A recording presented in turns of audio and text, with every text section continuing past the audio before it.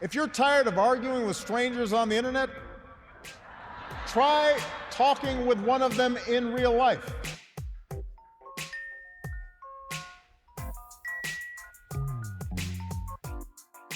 Welcome to Back in America, the podcast. I'm your host, Stan Berteloot. In each episode, I trace America's identity, culture, and values back to its source, its people. A few weeks ago, John, a good friend from college, visited us for the weekend. At night, we were joined by a couple living next door, and we started to talk about politics as we drank beers by the pit fire in the backyard. You had two French persons, my wife and I, and three Americans. I can't remember exactly how and why John started to speak of guns' rights, but the conversation became intense when he said that not only did he support the right to bear arms, but that it was essential to the protection of civilians against the tyranny of the government. This made me dig further into the gun debate. I have learned that many support the idea of owning guns, any types of gun, and that in the US, some people believe that they have a God-given right to carry a gun. What has God to do with gun? And how can a democracy work when its citizens trust their guns more than their votes? To try to make sense of all this, we are going to hear from three persons. First, John Phoebus, my friend, will clarify his views. Then David Treibs, a Christian and gun activist, will talk about his beliefs in a God-given right to bear arms. Finally, Professor Robert Spitzer from SUNY Cortland, an expert on constitutional law and gun control, will give us his interpretation of the Constitution and bring some historical context to the debate. Hi, John. Hey, Stan. So I was counting. I think we've been friends for over 30 years. Yeah, somebody asked me. I told them 25, but we'll go with your number. It's more impressive. Well, whatever. It's been a while. You visited me in France. You went to my wedding. I went to see you in Maryland quite a few times. I remember amazing evening and parties with you and with your parents. I mean, we come back a long time, right?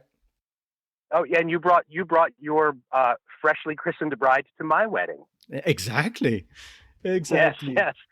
So anyhow, as you know, the evening by the pit fire and the conversation we had about gun really prompted a conversation I now had with two quite interesting persons about guns in America. Fantastic.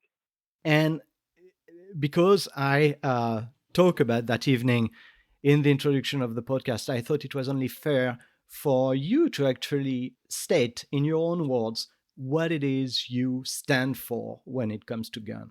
Stan, thank you for the opportunity. I'm really, really tickled that you've approached this topic for all of us. So I think it's important I describe myself as someone whose friends always think I'm either a Republican or I'm either a Democrat, whatever's the opposite of them. But I consider myself to be fairly left-leaning, and I personally believe, as an American, that our right to own guns is our guarantee against tyranny. All right, and this is what prompted that discussion. Would you mind? So, would you mind telling me a little bit more about how you think that having guns would protect you against the tyranny of a government? Sure. In its essence, any fight should be a fair fight. Mm-hmm. It's that. I mean, in its essence. So, if someone's going to come armed, potentially, I should be allowed to defend myself somehow equally. Right. And you hear me stuttering because you know which corner I'm trying to avoid painting myself into here. Mm-hmm.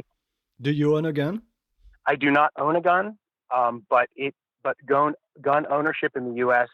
is the only political thing that I get worked up about. Again, thank you so much, and thank you for really bringing this issue up. Really, as a European, it really triggered my brain and made me think. And I think we are now going to have an interesting podcast. Thanks to you. Thank you very much, Stan. Thanks for including me. And I really like how you dive into all your topics. So really, again, I just want to thank you for tackling this topic. The following two interviews are edited version of live interviews that were recorded on October 20th and 21st. You can watch the entire broadcasts on Back in America's YouTube channel. David, you are from Fredericksburg in Texas, and I believe that you've been an officer. Today, you are currently working as a land surveyor. Politically, can I say that you are a constitutionalist? Yes. You are a Christian. And judging from our previous exchange, I would say that your dearest value is the defense of liberty. Does that seem about right? That sounds good. I would say politically that is my highest virtue. Personally, my highest thing that I aspire to is to please God. So, okay. But I think you're correct. Good. Anything else you would like to add to this brief introduction? No, I'm glad to be here. I feel honored that you sought me out to have this discussion, and I hope we can have a good talk. We are here to talk about God. We are here to talk about gun, and I would like to understand, when did you start to be interested in guns? How young were you? Well, that's an interesting question. When I was I was in middle school, and my Opa, that's my grandpa, he had a copy of the American Rifleman magazine. And I read that, and I read several issues of it as it came in, and I became very interested in gun rights and Second Amendment issues. So I was probably, I don't know, in middle school. That might have been in '79 or something like that. But even before that, I grew up in a rural setting. My Opa lived on a 300-acre ranch, and you just needed firearms to take care of business. You go hunting and during hunting season, and you go shooting for fun. And if the skunk came to eat the chicken, take care of the skunk, things like that. So I just grew up around firearms, and then to find out that there are people who want to infringe on your right to own firearms, it's just kind of doesn't make any sense. You are very representative of the American population. I read in Pew Research that nearly half of US adults grew up in a household with guns, 48%. So, yeah, that makes sense. You grew up around guns, you shoot guns. How old were you when you shoot the first time? 5 or 6 years old, and I was shooting the 22, the little single shot 22. Mm-hmm. Okay. And where does God come into play then? I don't really remember a sermon specifically about guns until I was in college. Firearms specifically, but just the whole conservative mindset of, private property, taking care of problems. It just all goes together with gun ownership. And obviously I never heard anything in church that was against gun ownership, because one of the people who was my pastor when I was young, he sold me my first deer rifle. So he was a manager at a Gibson store, and he sold guns to people, and he was quite fine with that. So yeah, firearms are a means. In fact, in the bottom line, they are the last means to defend two things that are important to me: life and liberty. And without firearms, you are hamstrung in your ability to defend either or both of those. And so the more I see efforts of people to restrict gun rights, the more it becomes imperative to me, not just for the sake of a right, but for the sake of preserving life and preserving liberty. I fear that if the Second Amendment is infringed enough, we'll lose our liberty for sure. And then we'll be vulnerable to whoever it is that comes down the street and wants to take our life as well. And so yes, I wanted to focus on religion, but I get the feeling that to you, religion and firearms are totally intricate, and that's fine. I mean, we can continue to talk about the link between the two. Let me come back to what you just said about the defense of the Constitution. What makes you believe that people in this country wants to take firearms away from you? I got the feeling that actually, it is quite the opposite. You've always had rules, and the rules have become a bit more loose in recent years, maybe since the last 10 years.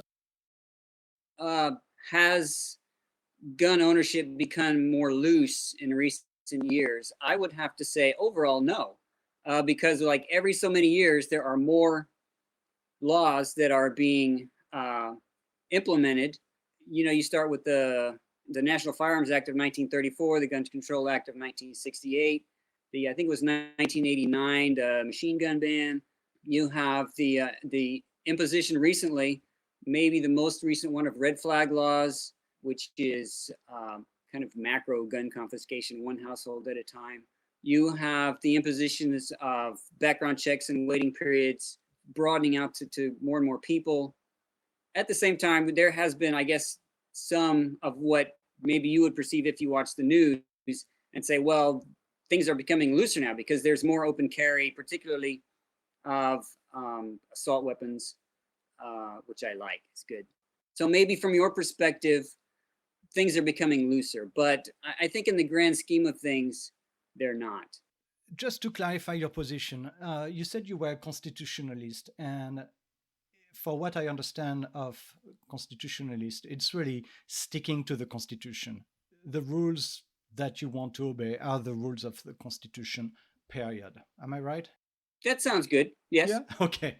Now, if we look at that when it comes to gun, that means that the Constitution allows you to own a firearm, period. It doesn't say anything about added control, all kind of waiting period, all kind of background checks. You are entitled by the Constitution to own a firearm. Is that what you believe in? Do you believe that by the Constitution, American people are allowed to have a gun and that no other federal or state law should come on top of it? Well, the Constitution says very clearly, shall not be infringed. And so I think that's pretty clear. And so if I'm going to hold to the Constitution, I don't know what other position I could hold. So yes, that's correct. So no infringement. Okay, and a background check is an infringement. Yes. Yeah. Okay. What about people that are mentally ill? Should they be allowed to have access to a firearm? There are many aspects of that argument to consider. First of all, who defines what's mentally ill? If somebody went to a psychiatrist 10 years ago, are they mentally ill? If someone is taking some kind of medication, are they mentally ill? There's a lot of slippery slope involved in that argument. The left would be happy to use that criteria, oh, you're mentally ill, to deny as many people as possible the right to bear arms. And that's how it works out in the real world. My thought is, if somebody is so dangerous that they are going to hurt someone, the law already allows us to lock them up, right, and at least evaluate them.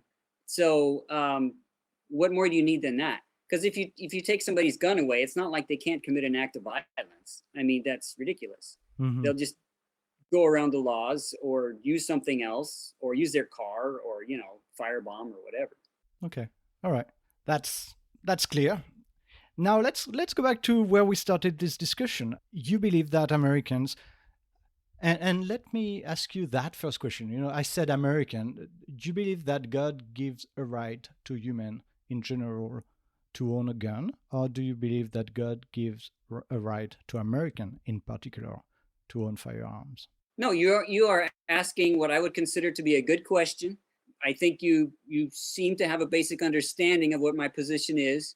And so I'm going to maybe explain it in a little bit more detail, but I believe you're in the right direction. So the Declaration of Independence says all men are created equal.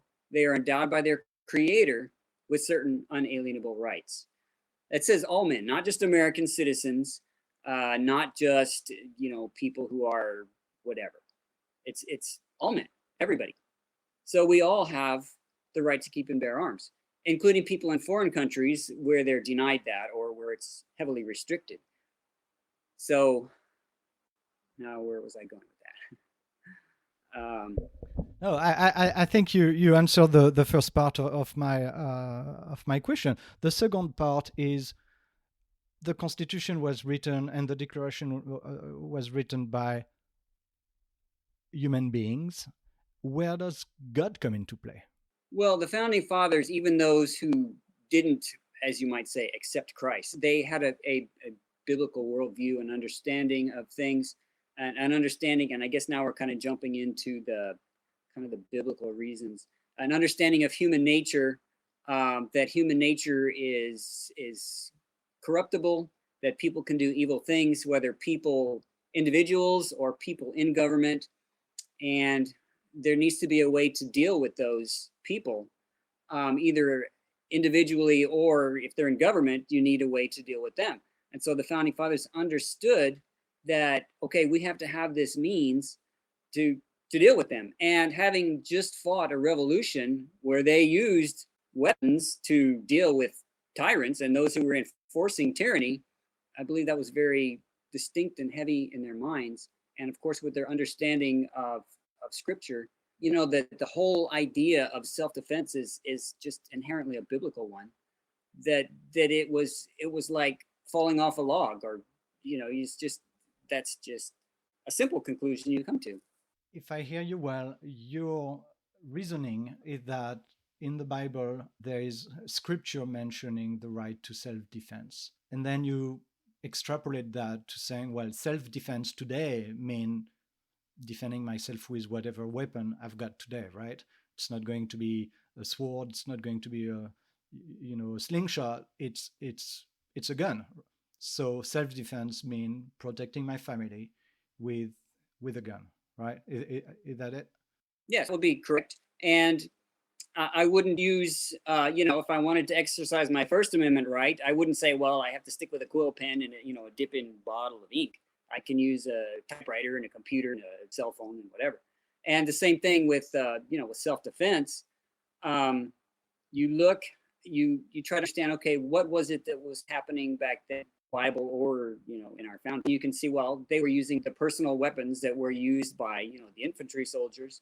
And that's what the people had. And that's what they used. And so they said the right to keep and bear arms. They didn't say the right to keep and bear flintlocks. They said arms. Mm-hmm. And so obviously that is going to entail everything related to arms up there too. How do you feel about the upcoming election? Well, I think there's a lot at stake. Joe Biden or Kamala Harris, whoever is actually going to be in charge of that ticket, represents the radical left, not just liberalism, but the radical left. I think no matter who wins, things are not going to be good for our country. But if the radical left wins fairly and squarely, and it's evident, then we're in for a rough ride. One or both sides could become violent? If I understand what you're asking me, I would say no. Obviously, both sides are capable of violence, and that's self-evident. Obviously, our side is quite capable of violence. We have the firepower to do so. But I believe for the most part, the right is restrained and is happy to go to work and take care of their families and, live life. Whereas the left is trying to seize power, and they are going to do pretty much whatever it takes to do so. If that includes voter fraud, if they think rioting can somehow give them a victory, then they'll do that. Potentially, obviously both sides can do it, but I don't think the right is going to initiate anything.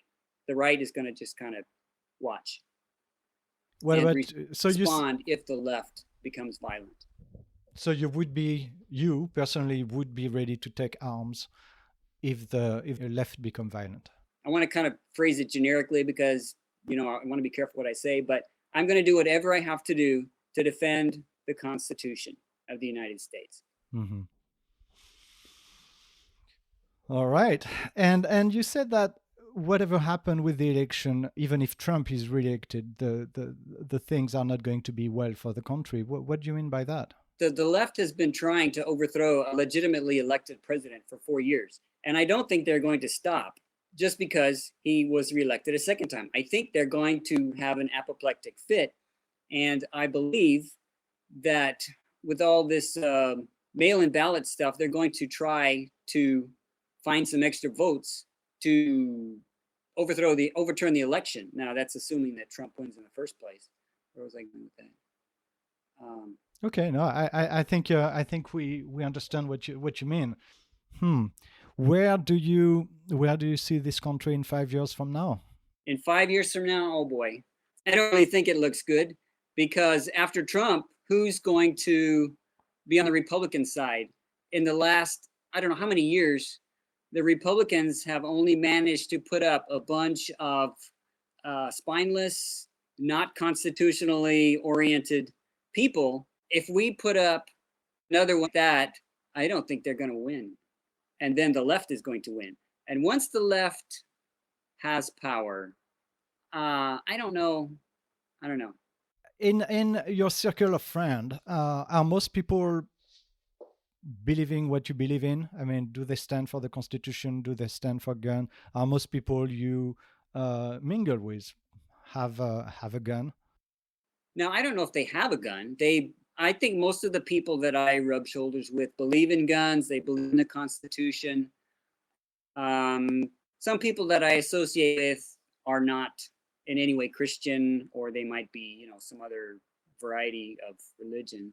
And some of my friends really don't like Trump. So, really, you do have people that don't like Trump in your circle? Oh yes, yeah, they strongly dislike. Are they? And they're strong Christians. They're strong believers in the Constitution, and it is because of that they don't like him. Because I mean, you have to be honest.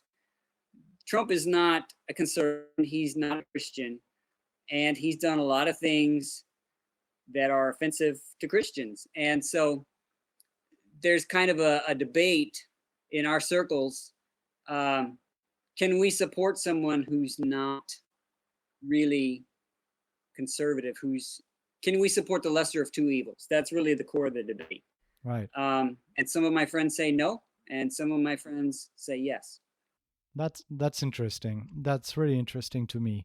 You do realize that the man is not an angel. You do realize that the man is not honest, or always honest.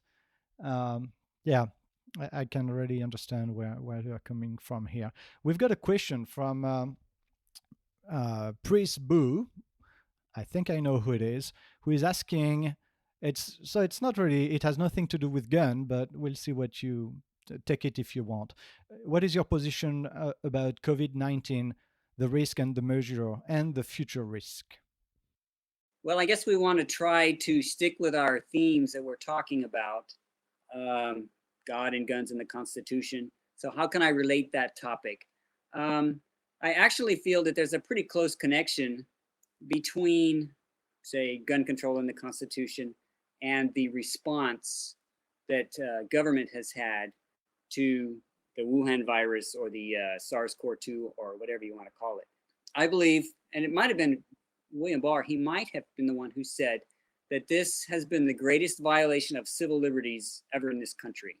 And I'm inclined to agree with that. I'm not saying that there's not a virus, but the response has been just totally over the top. The Constitution has been thrown out the window by these tyrants, is what I'd call them. And I would not just say that's Democrats. There are plenty of Republicans who I wouldn't give you 2 cents for right now. And that includes our own governor, Greg Abbott. Gross violations of the Fifth Amendment with these mask orders, which, by the way, I don't follow, and been kicked out of a couple of places. Of course, there have been a couple of places where I did wear a mask because I really had to use the restroom and I didn't want to argue about it. When I go to the store, I don't wear a mask. Because of constitutional issues. And I think all Americans should defy this stuff, peacefully, of course. Businesses should rip down those signs, and individuals should ignore the stupid signs and We need to defend the Constitution, whether it's with firearm. Wait a minute. I need to make that clear what I'm saying. We need to defend the Constitution, whether it's with the issue of firearms or whether it is with the issue of government officials trying to force us to doing things that they have no authority to do. Okay. We hear you. It's not the topic of the debate tonight, so I won't ask any follow-up question on that topic. But what I liked about what you say, that you really brought it back to the Constitution, which is central to what you stand for. And talking of the Constitution, we've got a question from Jan Bendy, who said that he believed that it's wrong to ask why people believe in a certain constitutional right, and rather he said we should demand to know the motivation of those who would take and or restrict right. So if I rephrase that, I could ask you, what do you think would be the motivation for the people trying to refrain access to gun?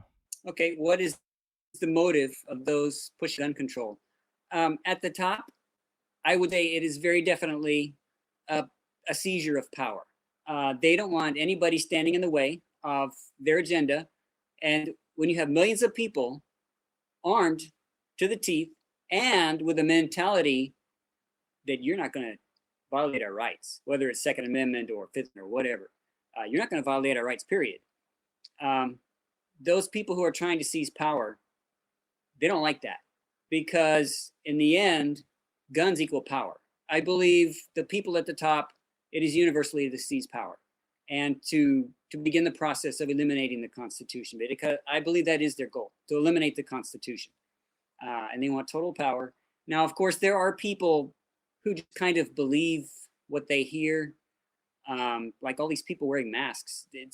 They believe what they've been told. They believe, oh, it's because I care about other people. Okay, well, I think you're sincere in that. I'm not going to, challenge you or make you feel bad. But these people that are sincere but pressing against the Constitution, they're sincerely wrong and they're sincerely deluded. And we need to try to reach them, tell them the truth, educate them by whatever means we can. And so that's kind of one of the reasons why I'm talking to you, even though we might be from a little different perspective. Maybe I can say something that will cause somebody to think and say, well, maybe something of what he said might have some truth to it. Right. Thank you. And I appreciate that.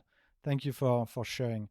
And yes, we are not totally aligned politically, I believe, but it's good to have this conversation and to keep the dialogue open, definitely. Yes, you referred to one of the questions I might have asked you, which was, we live in a democracy, and if you disagree with your government, we've been told that the proper way to adjust that is to vote or to sue your government. Are you advocating against that? Oh, not at all. I agree with that 100%. I mean, I don't believe in shooting people every time, something you don't like happens. That's not what we want. And that's definitely not what the Second Amendment crowd wants. If that were the case, there'd be nobody left, because how many guns are there in the United States? Like 200, 300 million. So, if we decided, okay, we're going to shoot somebody every time there was something happen that we don't like, I mean, this would be like the second Civil War would be a Sunday school picnic. So no, I'm not in favor of violence because I don't agree. And I very much agree with voting. And I've been engaged in voting since I was 18. And persuasion, that's what I like. I enjoy persuasion. This is fun to me. Waving guns around in the presence of other people, that does not excite me. I don't want to do that. So that's part motivation for why I'm involved in advocating. The shooting starts when there are certain lines that are going to be crossed from which you cannot come back. I mean, if, the Joe Biden is elected president, okay, we'll hunker down. We'll wait till his term is up. He probably won't make it to the end of his term, but, and then we'll vote in somebody else. Hopefully somebody a whole lot better than him. That's not a line that you cross that you can't come back from. We came back from Obama, things like that. These morons that pass these laws about masks. Okay, we can suffer through that. We'll wait till it's done and then sue them and then it's going to be over with. But the lines, let's say one line in particular that has been kind of the focus of a lot of the things I've written and said is firearms. Once you take away or restrict on a large scale firearms, you can't come back from that, because once you lose real power, all you have left is voice. And people in power don't care what you have to say. They don't care what you have to say, Stan. They don't care what I have to say. They don't care what any of us say. They have power. They're going to do what they want. You can write petitions all day long. You can, go march around the Capitol. I don't care. David Treibs, let me ask you something. Do you believe that you, as a citizen, and you within a militia, even if you are armed to the teeth, do you stand a chance against the U.S. military?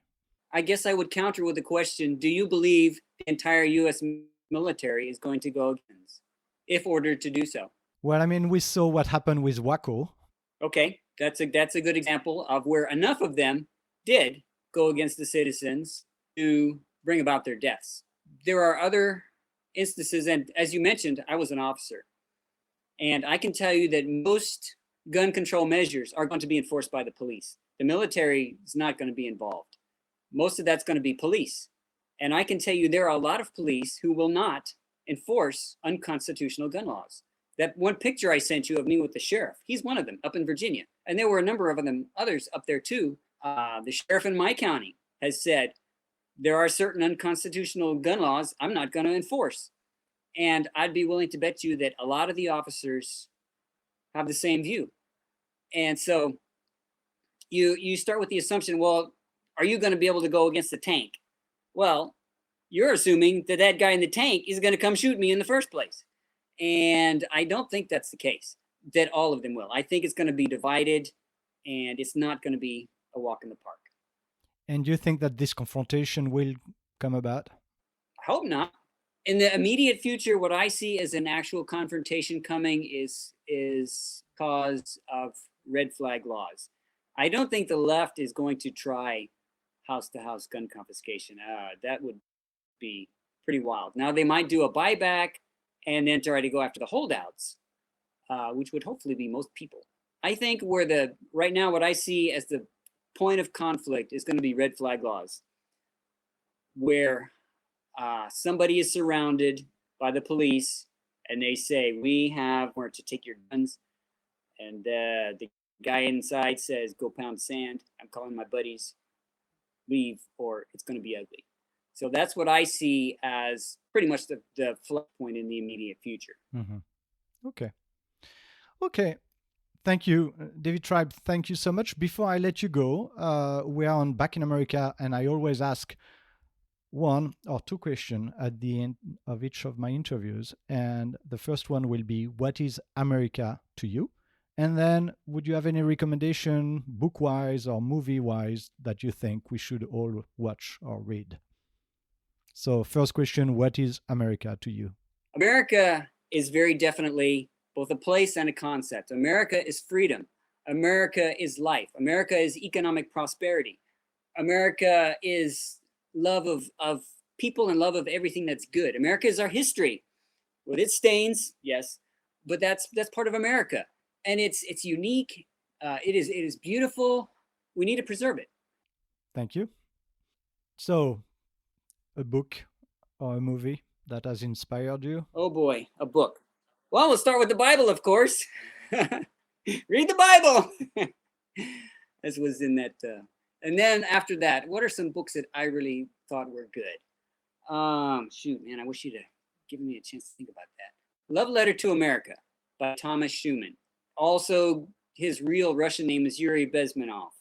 Since we're on the topic of the Constitution and rights, he would be a good one to consider. He was a defector from the Soviet Union, and he wrote a book about freedom. That's a good one.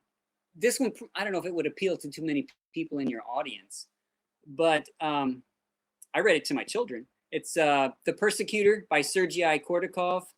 He was also worked for the Russian government and defected. He persecuted Christians in their program, and he became a Christian and decided to escape to the United States, or maybe it was Canada, I don't know, to the West somewhere.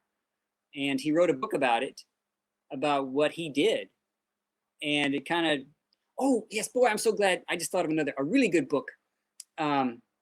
It's a short one. And again, somebody from a communist country, Richard Wurmbrand. He's the author. And the title of the book is Marx and Satan. If you want to understand the spiritual connection of communism, read that book. It's short, it's easy reading, and you're probably going to either love it or hate it. But I think it's good. And it helps me understand the spiritual nature of communism, which is, progressivism, liberalism, whatever, the radical left. Interesting. Super. Well, thank you. Thank you for sharing what you believe in. And as you can tell, I like to talk. Yeah. Well, it was interesting. And honestly, we don't have enough conversation like that on Back in America. It's slightly more on the other side of the spectrum. So thank you for accepting this interview. And be well and stay safe. You also. Bye-bye. I am delighted to welcome Professor Robert Spitzer. So, welcome on Back in America, Robert. You are a distinguished service professor and the chair of the Political Science Department at the State University of New York, College at Cortland. You are the author of 15 books. You are an expert on the US Constitution. You have testified before Congress on several occasions, and you are often quoted and interviewed by American and international news outlets. It's an honor to have you on Back in America. Good to be with you. So when was the last time you shot a gun? The last time, well, let me preface this by saying that I would not consider handling and firing firearms as a prerequisite for studying gun policy in America. Having said that, the last time I fired a gun was in 2014. Okay, that's a while back, huh? I read somewhere that you're a member of the NRA. I am indeed, and I've been a member for 25 years. I'm also a member of the Brady Coalition, which is a pro-gun control group, and I've been a member of that group for 25 years as well. Okay. Now, the NRA is not really pro-gun control, is it? It's not, although the history of the relationship between the NRA and gun laws is a little more complicated than people might think. These days, you pretty much assume that the NRA and its message is synonymous with no gun laws, and that's close to being true. But in its history, it has supported stronger gun laws, and in fact, it has, in prior decades, helped to write gun laws going back as far as the 1930s. And even in recent years, it has lent its support to some limited gun measures, although it's not something that they like to draw a lot of attention to. But by and large, they oppose gun laws. They do, right? Okay. And what about you? I mean, you are pro-gun, are you? Well, I'm not pro-gun or anti-gun. I mean, my first purpose as an academic is to study the gun issue from many different points of view, from law, history, politics, of course, policy, criminology, the U.S. Constitution. And so the study of the subject is what animates me and the things that I write and speak about pretty often. I will say this, that I think anybody who owns a gun who does not have a healthy respect for a gun probably shouldn't own a gun, because any responsible gun owner knows that a gun is dangerous. And as soon as you pick it up, you open up the door to accidents, to mishandling, to loss of a firearm. People lose guns, have them stolen. I mean, a lot of bad things can happen that are not intentional on the part of the gun owner. So anybody who owns a gun needs, and I have no doubt has, healthy respect for firearms. That doesn't mean fear, but it means care. So, do you own a gun? I do not, although I do have a concealed carry pistol permit that I obtained here in New York State a few years ago, and I actually wrote up about that process in a book that was published a few years ago. Okay. Owning a gun in New York is pretty tough, right? It is compared to most other states. It certainly is not that complicated. One of the reasons I went through the process of getting a license was to see how long the process took, how complicated it was, how onerous. And it took me, about 3 months in all from beginning to end to get my permit. They do a background check, they fingerprint you, you have to submit a photograph. They ask for references from 4 people that you know, character references, and they ask them a bunch of questions that they answer on a questionnaire. And to me, these are good steps to take precisely because they are pretty effective at filtering out people who shouldn't have a gun in the first place. That's interesting, and we are going to come back to that. So before we go any further, could you read or recite the sentence of the Second Amendment? Sure. The Second Amendment says the following. It says, a well-regulated militia being necessary to the security of a free state, the right of the people to keep and bear arms shall not be infringed. And I'm not reading from any text, by the way. That's from memory. Yeah, I can see that. That the first question that comes to mind is, what is the militia in this context? Is it a state army? Is it civilian organized into an armed group? What is it, do you think?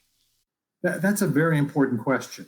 And it even now doesn't receive the attention that it should, because the first half of the sentence is all about militias. And sometimes in the contemporary era, people scratch their head and wonder, well, what's that all about and who does that refer to?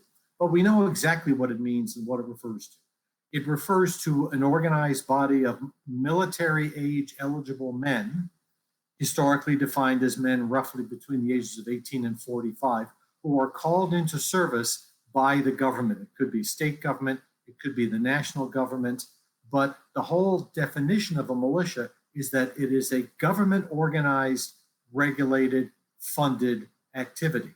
Now, there are lots of people, and they've gotten quite a bit of attention in recent months, who on their own organize what they call a militia, who organize themselves, who get firearms, who sometimes have uniforms or do other things to imitate military rank and order, but they're doing it on their own. And that's not a militia. Now, they can call themselves a militia, but that doesn't make them a militia. I mean, I can call myself the King of Prussia, but that doesn't make me the King of Prussia. I mean, I can say that, right? I can say lots of things. And in fact, every state of the Union has laws against paramilitary, private, so-called military activity. And in fact, there are court cases, a very important one back in the 1800s, that established and made very clear that there is no such right to organize a private militia. And this goes directly to why the Second Amendment was added to the Constitution. It was added to the Constitution in 1789 as one of the Bill of Rights in order to make sure that the right of citizens to obtain firearms for military service was not impeded. Because, of course, one of the things the British did back in the 1700s during the Revolutionary era was that it would strip firearms from men who they thought were suspicious or might use the guns against the British Army before and during the Revolution. And this came at a time when the government did not provide weaponry to the militias.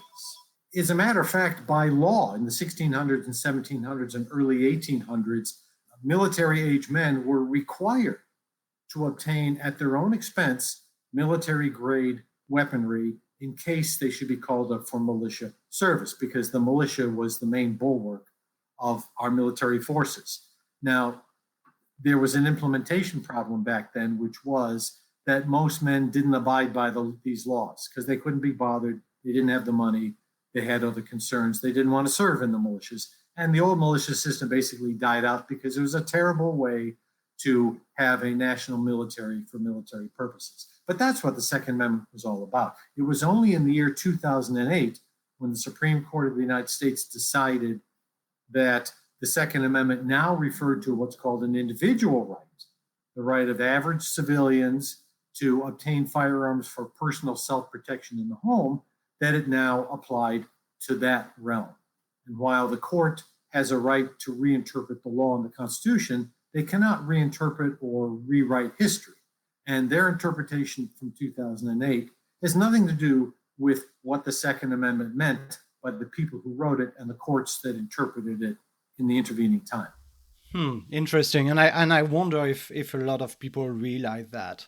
But again, before we go there, last week, Judge Amy Coney Barrett's confirmation brought back the discussion about the Second Amendment. And I've read that Barrett said the appeal court treats the Second Amendment as a second-class right. What do you think, in a few words, before we go any further, what do you think she's talking about here? And what is the debate? When we talk about the gun debate, what debate are we talking about? Well, her reference to the Second Amendment being treated as a second-class right is, as far as I'm concerned, it's false. It's not true. What she's referring to, and she's using a sentence that Justice Clarence Thomas wrote in a dissenting opinion in a court decision a few years ago. And she's referring to the belief by some that court rulings in the last 10 years or so have not been strict enough in broadening the definition of individual gun rights, because there have been many hundreds of court challenges of gun laws since 2008, the District of Columbia versus Heller decision that defined the Second Amendment as an individual and personal right. So hundreds of challenges of federal and state and local gun laws, but most of those gun laws have been upheld based on the criteria that the Supreme Court itself laid out back in 2008. And some in the legal community, some conservatives, are not happy with that outcome, even though I think it found a fair balance between gun laws and gun rights. But these people who are unhappy with this, Justice Thomas is one, and Judge Barrett, soon to join the Supreme Court, is another. What they're clamoring for is an expansion of gun rights that would allow and require courts to start striking down gun laws, even though there's lots of evidence that existing gun laws are beneficial and that most Americans support them and that they have withstood constitutional muster up until now. Yeah, indeed. I read that the majority of Americans nowadays support gun laws. Yeah, 60% of Americans in 2020 support gun laws against 52% in 2017. So that's indeed interesting. Well, Professor, last night I interviewed David Treibs, a Christian and guns rights activist, as I said in the introduction. And I would like to play 1-minute clips of the interviews I had with him and to see how you can react to what he says. Firearms are a means, in fact, in the bottom line, they are the last means to defend two things that are important to me, life and liberty. And without firearms, you are hamstrung in your ability to defend either or both of those. And so the more I see efforts of people to restrict gun rights, the more it becomes imperative to me, not just for the sake of a right, but for the sake of preserving life and preserving liberty. I fear that if the Second Amendment is infringed enough, we'll lose our liberty for sure. And then we'll be vulnerable to whoever it is that comes down the street and wants to take our life as well. So you personally would be ready to take arms if the left become violent? I want to kind of phrase it generically because, I want to be careful what I say, but I'm going to do whatever I have to do to defend the Constitution of the United States. What do you think? It's a sentiment that you certainly hear, that a segment of Americans believe in quite strongly, but there are a number of problems with this position. I mean, one problem is to defend liberty in the abstract is, of course, something that America proclaims as one of its most important purposes. But the way we do that in America is through the rule of law. It is through our legal system, the political process, that we air our grievances, that we express our points of view. The whole idea of having a constitution is that you do not resort to violence and do not have to resort to violence. Now, the further idea that somehow our government may become tyrannical and, I don't know, impose martial law or impose some kind of genuine tyranny. And the idea that the random armed civilians could somehow have an effect on that beggars the imagination. How exactly would that work? And what actions would that involve? I mean, he was talking a little bit about defending yourself. And of course, on a personal level, if somebody attacks you, you have a right to defend yourself. And that could involve a gun. But when we're talking about the society and the government, the whole idea of government in a democratic system is that you don't resort to violence. And this is where people often misunderstand our revolutionary tradition, because yes, men organized and fought the British, which was the ruling government, but they did so not on their own, but they did so on behalf of a new and different government, our own government. Well, we have that government now. It was established and created first in the Articles of Confederation, our first constitution in the 1770s, and then the modern constitution that was adopted and put into place in 1789. And the idea that American civilians having guns somehow is a bulwark against tyranny, I think really is an upside down view. I worry, frankly, more about Americans with guns who decide that they're going to try and do something that they think is right, that in fact hurts people and that takes other people's liberties away rather than protecting liberty. Right. Well, so he, David Treibs, and many conservators, such as Texas State Representative Matt Schaefer, wrote on Twitter. Matt Schaefer wrote on Twitter last year, in the aftermath of the West Texas shootings spree, that he wouldn't use the evil acts of a handful of people to diminish the God-given right of my fellow Texan. So that really made me think, this idea of God-given rights. Do you think that using the Declaration of Independence preamble, that all men are endowed by their Creator certain unalienable rights, and quoting the Bible is a little bit too convenient for gun defenders? The legitimate part of that reference to the Declaration of Independence has something to do with what's generally called natural rights, the idea that people have innate rights aside and apart from the rights that governments and constitutions define and protect. And you could have an argument and bring in Thomas Hobbes and John Locke, if you like, and talk about the doctrine of natural rights. But in a functioning political system, we define our rights and the government that governs all of us through the Constitution. And, to invoke the Bible specifically as somehow connected to the right to have guns, it's a head scratcher to me. I mean, I do not know how the teachings of Jesus pertain in any particular way to getting guns and threatening people with violence. I mean, it seems to me that's pretty well the opposite of anything that you could identify in the teachings of Jesus. So people call it God-given rights. I don't know. Does that mean that atheists don't have a right to have guns or protect themselves? So I'm not sure I understand that calculus, or people who subscribe to other religions. I mean, if America means everything, it means lots of different points of view. And I don't think it makes sense to hang gun rights and owning a gun on God or the Bible. To me, that just doesn't make any sense. Right. Thank you. So we could talk about guns for forever. And, I would like to revert to my initial question. How can this country, how can democracy function when people trust their gun more than their vote? Well, that is a fair description of a crisis of democracy. Because, as I did suggest earlier, the whole idea of a democratic system is that you rely on peaceful democratic means to achieve your political ends, whatever they may be.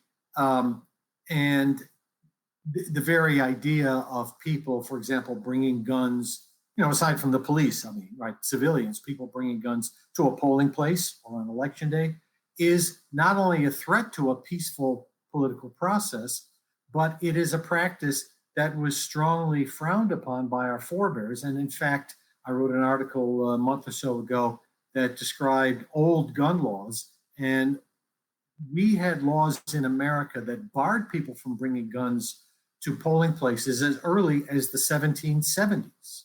So even in the late 1700s and 1800s, Americans realized that carrying firearms or threatening violence at or around an election was against a peaceful electoral process. And we did have violence and gun violence at times around election time in places around America.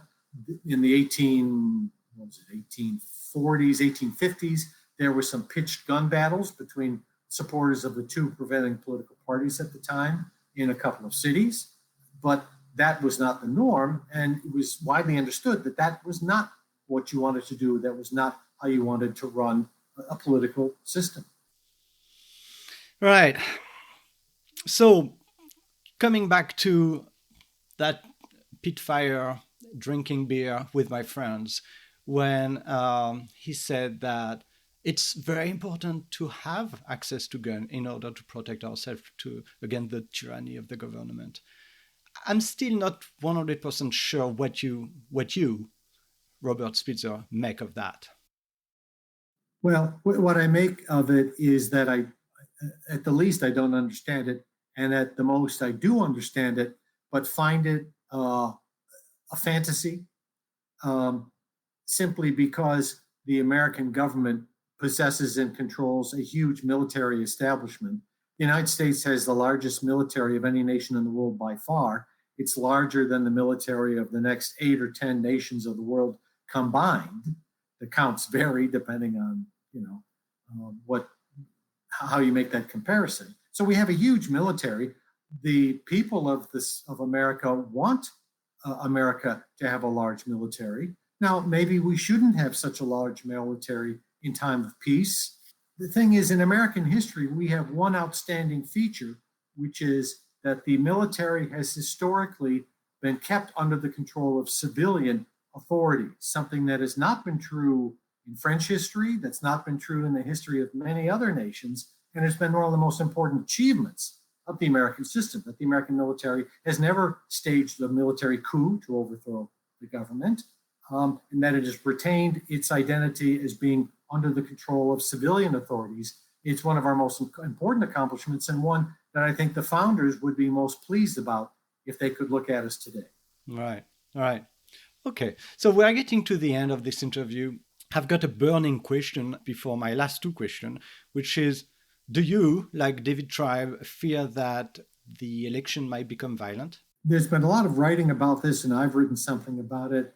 It worries me some, but I honestly don't think we're going to have a serious problem for several reasons. One is because the number of people who are actually willing to pick up a gun or go to a polling place and actually threaten people, I think is pretty small. Secondly, we have a well-established law enforcement community in the United States. If it was me and I went to vote on election day and there's some group of people who are threatening others, I'd call the police immediately.